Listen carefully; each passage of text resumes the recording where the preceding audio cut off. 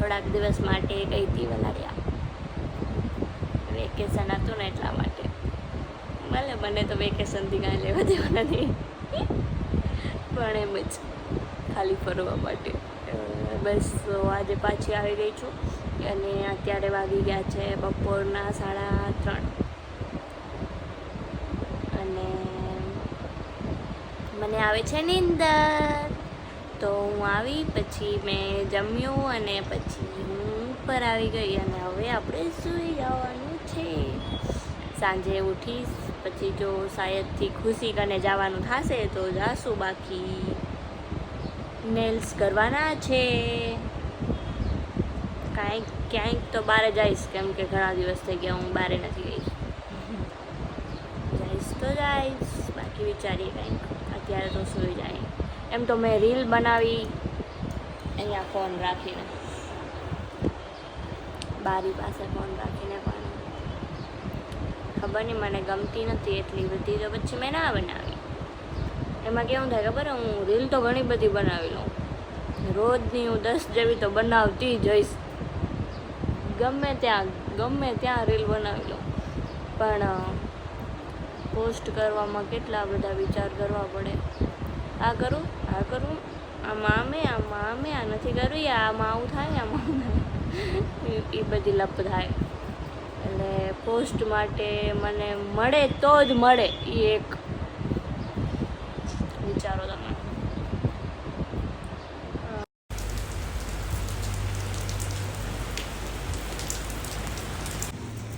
तो हम उठ गए हैं और यहाँ पे वरसाद आ रहा है और हमने नहा लिया है.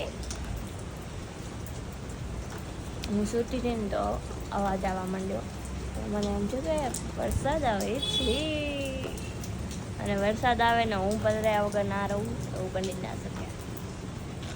તો બસ અત્યારે હું બેઠી છું. હજી થોડુંક નાવું છે, મને રીલ બનાવી છે, પણ કોઈ છે નહીં બનાવી દેવું.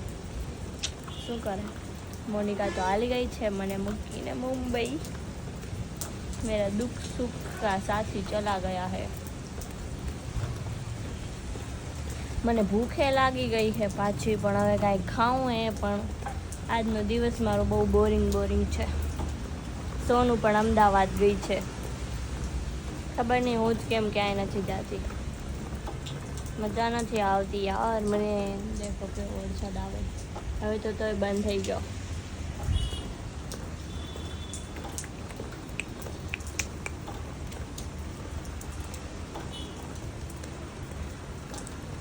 क्या करूँ, करना है कुछ काम જરૂર કરે, નહીં કરના હે.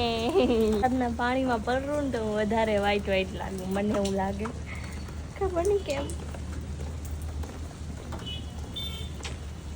સબકી સોચ અલગ અલગ હોતી. હા, કોઈકે કમેન્ટ કરી હતી કે તમે પહેલાં હિન્દી સરખું બોલતા શીખી જાઓ, પછી તમારા વ્લોગ આગળ વધશે.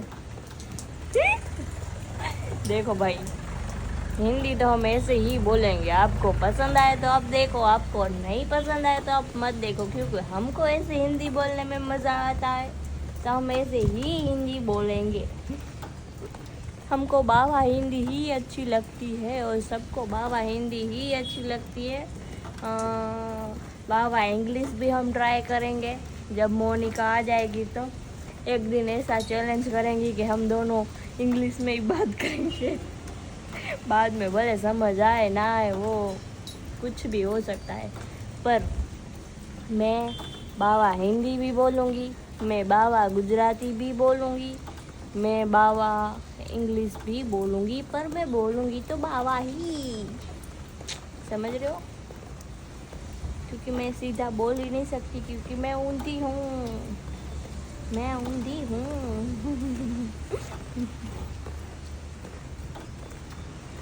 टाटा, आज के लिए इतना काफ़ी है. છત્રી કાગડો બનવાના દિવસો આવી ગયા છે. છત્રી લઈને જવાની, હવે આવે ને છત્રી કાગડો બની જાય.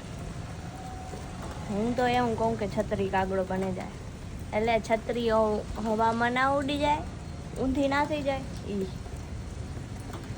તમે શું કહેતા હશો એ મને નથી ખબર, પણ હું તો એમ કહું કે छतरी कागड़ो बनी गई। मेरा कहना तो ऐसा रहता है, और यहाँ पे सब ऐसा ही कहते हैं मेरे ख्याल से। बाद में तो मेरे को नहीं पता है, बाद में है ना छतरी ऐसे उड़ जाती है ना, ऐसे मुड़ जाती है ना, तो हम उसको ऐसे ही बोलते हैं कि छतरी कागड़ा बन गई। वो मेरे को बात इसलिए याद आई क्योंकि यहाँ से एक मासी जा रहे थे ना, उसकी छतरी कागड़ा बन गई, तो मेरे को लगा आपको भी बताऊं कि उसको कागड़ा बोलते हैं। समझ गए ना आप? तो ठीक है, तो हम थोड़ी देर के बाद में मिलते हैं। आज खबर नहीं हुआ એટલું બધું કેમ બોલું रही।